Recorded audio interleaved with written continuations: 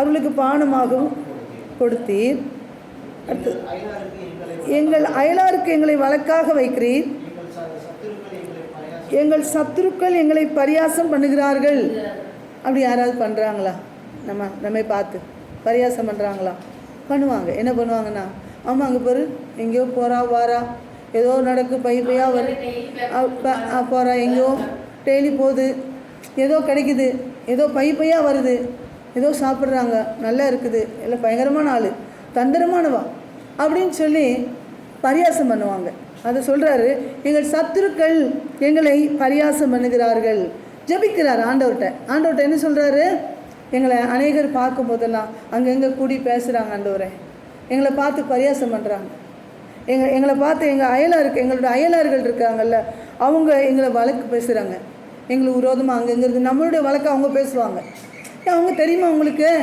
அவங்க வீட்டில் இந்த மாதிரி ஆமா அப்படியா, எப்போ நேற்றுக்கு தான் இப்படி நடந்துச்சு ஒன்று தெரியாதா, அதனால தான் அந்த மாதிரிலாம். ஓஹோ அப்படியா, இது எனக்கு தெரியாமல் போச்சே, தெரிஞ்சு என்ன செய்ய போகிற? அடுத்த வீட்டில் நடக்கிற பிரச்சனை தெரிஞ்சு என்ன செய்ய போகிற? ஆனால் அவங்க சொல்லுவாங்க, எனக்கு தெரியாமல் போச்சே, அப்படியா, ஓஹோ சரி, அப்போ நான் ஒரு 10 பேருக்கு சொல்லிட்டு வரேன், அந்த மாதிரி சொல்ல ஆரம்பிப்பாங்க. அப்போ அதுக்கு தான் அவர் ஜெபிக்கிறார். அப்போ அதுக்கு என்ன ஜெபிக்கணுமா? அவர் எப்படி ஜெபிக்கிறாரு? எங்கள் அயலாருக்கு எங்களை வழக்காக வைக்கிறீர், எங்கள் சத்துருக்கள் எங்களை பரியாசம் பண்ணுகிறார்கள். அப்படின்னா எங்களை விடுதலை ஆக்குங்க ஆண்டவர்.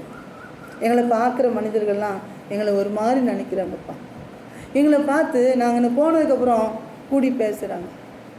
அவங்க பேசுகிறது எனக்கு தெரியுது, என் காதுக்கு வருது, அவங்க கண்களை பார்த்தோன்னு புரியுது. நான் போன உடனே எதேதோ சொல்கிறாங்க அப்படின்னு ஆண்டவர்கிட்ட சொல்கிறார். யார்? ஆசாப்.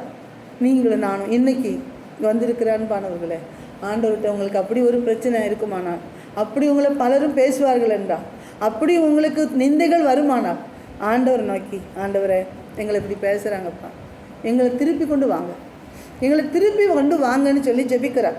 அடுத்து 7வது வசனத்தை வாசிங்க. சேனைகளின் தேவனே எங்களை திருப்பி கொண்டு வாரும், உமது முகத்தை பிரகாசிக்க பண்ணும், அப்பொழுது ரட்சிக்கப்படும். திரும்பவுமா சொல்கிறாரு, சேனைகளின் தேவனே, ராஜாதி ராஜாவே அப்படின்னு சொல்லி ஆண்டவரே நீங்கள் எங்களை திருப்பி கொண்டு வந்துருங்க, எங்களை ஆசீர்வதிச்சிருங்கப்பா, எங்களை ஆசீர்வதிங்க, உங்கள் முகத்தை எங்கள் மேலே பிரகாசிக்க பண்ணியிருங்க ஆண்டவரே அப்படின்னு சொல்லி, அப்பொழுது நாங்கள் ரட்சிக்கப்படுவோன்றார். அடுத்து வாசிங்க.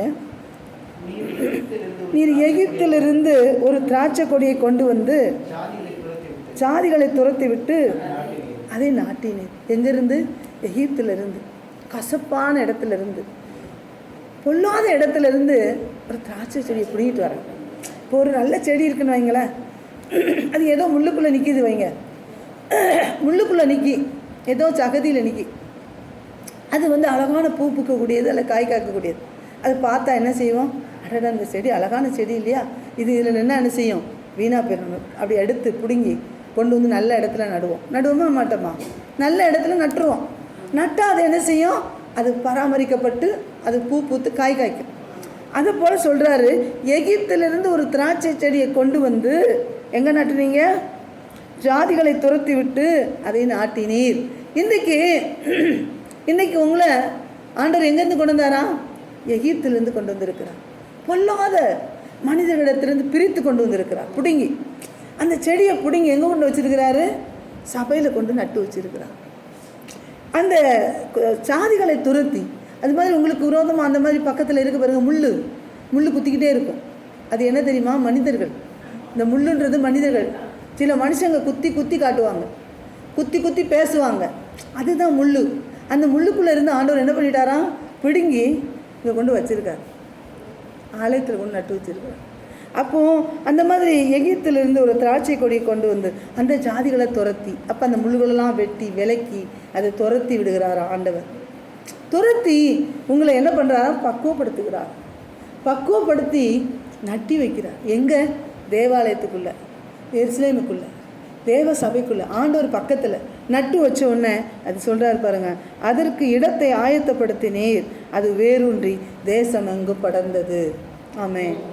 அதுக்கு வேறு என்ன செய்தான்? வேறு போய் இங்கே கொண்டு நட்டியாச்சா? அந்த வேறு எங்கெல்லாம் போதா? அந்த வேறு அந்த வேரூன்றி தேசமெங்கும் படர்ந்தது. இன்னைக்கு சீனி